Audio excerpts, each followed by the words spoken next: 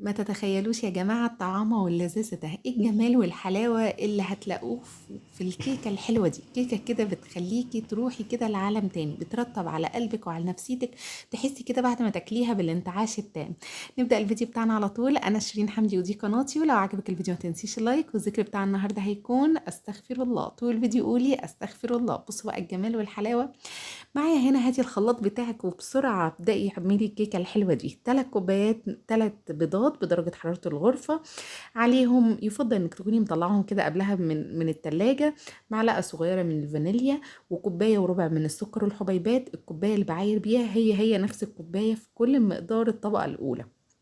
كوبايه الا ربع من الزيت، زيت ذرة او زيت عباد، زيت يكون ريحته حلوه.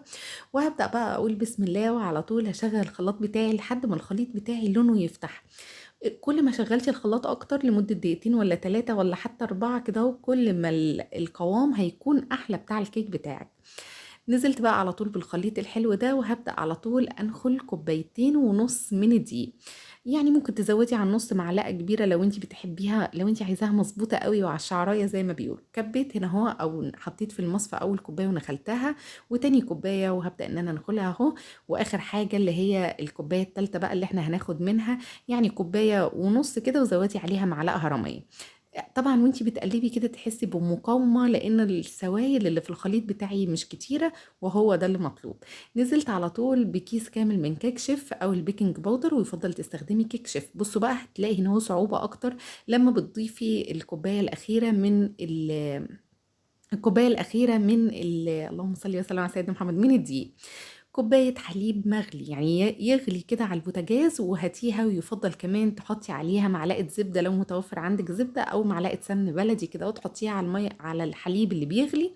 ونزلت بقى على طول وابتديت ان انا اقلب. في البدايه حسيت بصعوبه كده اهو، او بمقاومه كده وانتي بتقلبي وبعد كده اهو بقى شوفوا القوام بقى رهيب ازاي. بصوا، كنت ناسيه احط معلقه خل عشان اودي ريحه البيض تماما، افتكرتها دلوقتي فرحت حاطه معلقه كبيره من الخل. بصوا بقى القوام هتشوفوه دلوقتي. دي صينيه مقاس 25 في 40، او يعني تقريبا هي 25، يعني اكبر قالب عندك كده هو اكبر صينيه مستطيله عندك اعمليها، عشان مش عايزه الكيكه بتاعتي تكون مرتفعة بزيادة، عايزة الطبقة كده تكون متوسطة. بعد ما دهنتها زيت، عملت على طول بالسكينة كده خطوط طولية وعرضية عشان الفقاعات كده وتبدأ تقل، وخبطتها خبطتين، وهحطها في فرن أوسط على درجة حرارة 200 لمدة تقريبا 30 ل 35 دقيقة، لحد بقى ما الكيكه تستوي. طبعا بتولعي الفرن بس من تحت، بس مش بتولعي الشوايه خالص. بصوا بقى هنا الجمال، دي بقى كده خلاص كده اهو الطبقه الاولى الحمد لله في الفرن وبتستوي. لحد ما الطبقه الاولى بقى تستوي كده اهو، ابدأي على طول اعملي الطبقه التانية وهي الكاستر. انا نزلت بكيلو من الحليب، كيلو من الحليب 4 مجات من الشاي.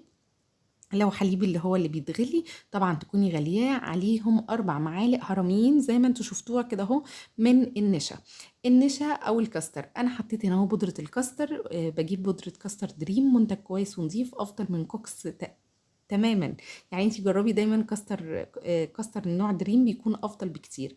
قلبته على البارد، ونزلت على كل كوبايه من الحليب بمعلقه كبيره من السكر. يبقى كل كوبايه من الحليب عليها معلقه كبيره من الكاستر، والمعلقه تكون هرميه، عليها معلقه من السكر. وقلب طبعا السكر ده على حسب رغبتك. قلبتهم على البارد، وبعد كده رفعتهم على طول على النار. ايدي على طول في النار الاول كانت واطيه، وبعد كده اهو بقى تعبت من الوقفه ومن الحر، فرحت معليه النار كده اهو خليني انجز. ادي بقى الكيكه اهي بعد ما بردت، حطيت عليها نص كوبايه من الحليب. الحليب دوت حاجه اختياريه، بس بتديها كده هشاشه وترطيب كده. على فكره انا شايفاكي اللي لسه ما عملتيش لايك، اعملي لايك لاحلى كيكه اللي بترطب على قلبك وبتحسسك بالانتعاش التام. هنا بقى حطيت طبقه الكاستر. طبعا لازم الكاستر يغلي. لو انت مش بتحبي الكاستر قوي او بودره الكاستر قوي، ممكن تستبدلي بودره الكاستر بالنشا زي ما انت حابه. دي بقى مانجا عندي كانت متفرزه. هبدأ بقى ان انا اعمل الطبقة التالتة او الاخيرة. هنا بقى طبقة المانجا كده هو، لو انتي طبعا المانجا مالية السوق بقى، ويا سلام مانجا تيمور، مانجا عويسي، المانجا العادية، في مانجا اسمها كيت ومانجا زبدية. يعني طبعا محبي المانجا يعرفوا الكلام ده اكتر مني. يعني يفضل ان انتي تجيبي مانجا كده هو تبقى ناشفة، ولو هي مش ناشفة كده معاكي وميمية كده هو وطرية بزيادة، حطيها في الفريزر لمدة ساعة، وطلعيها كده. هتبداي تقشريها تبقى جمدت كده اهو، وهتبداي بقى تقطعيها شرايح بالشكل السهل والبسيط ده. بعد ما حطيت الكاستر على طبقة الكيكة ووزعته كويس، طبعا دخلته التلاجة علشان يسقع معايا ويشد كده. هبدأ بقى بصوا احط كده داير ما يدور الطبقات المانجا بتاعتي، يعني كل واحدة كده فوق التانية. طبعا دي لو كانت مانجا لسه يعني مش مجمدة ونوع كده اهو مفهوش يعني بيتقطع كده اهو شرايح كده اهو، طبعا كان هيكون افضل وهيعمل لي شكل الوردة بشكل يعني صح اكتر. هنا بقى لفيت كده اهو داير ما يدور، او ممكن تحطي عنب، ممكن تحطي، بس هي طبعا يعني يفضل طبعا ان انت تعمليها بالمانجا الحلوة دي. حطيتها برضو في التلاجة لحد ما اعمل الطبقة الأخيرة اللي هي طبقة جيلي المانجا. بصوا بقى جبت 2 من جيلي المانجا، طبعا متوفر في أي سوبر ماركت، وهحط على الظرفين بتاع الجيلي 3 كوبايات مية. هو المفروض تحطي 4 كوبايات، لأن كل كيس بياخد كوباية مية مغلية عليها كوباية مية ساقعة جدا. انا حطيت كوبايتين الا ربع كده من الميه المغليه، وكملت الكوبايه التالتة بتاعتي او الكوبايه وربع التانية ميه متلجه. طبعا بتحطي الميه اللي بتغلي علشان حبيبات الجيلاتين اللي جوه الجيلي تبدا ان هي تفك معاكي، وتقلبيها كويس جدا بالمضرب لحد ما تتاكدي ان الجيلي فك تماما او داب تماما. حطيت بقى الميه المتلجه ومتلجه جدا فيها حبيبات تلج، وبالراحه بقى خالص، ولازم الجيلي بتاعك تتاكدي انه بارد. طبعا لما بتحطي الميه المجمده او الميه الساقعه جدا هتلاقيه الجيلي كده كده برد، وكده كده الصينيه الحلوه دي كلها بارده.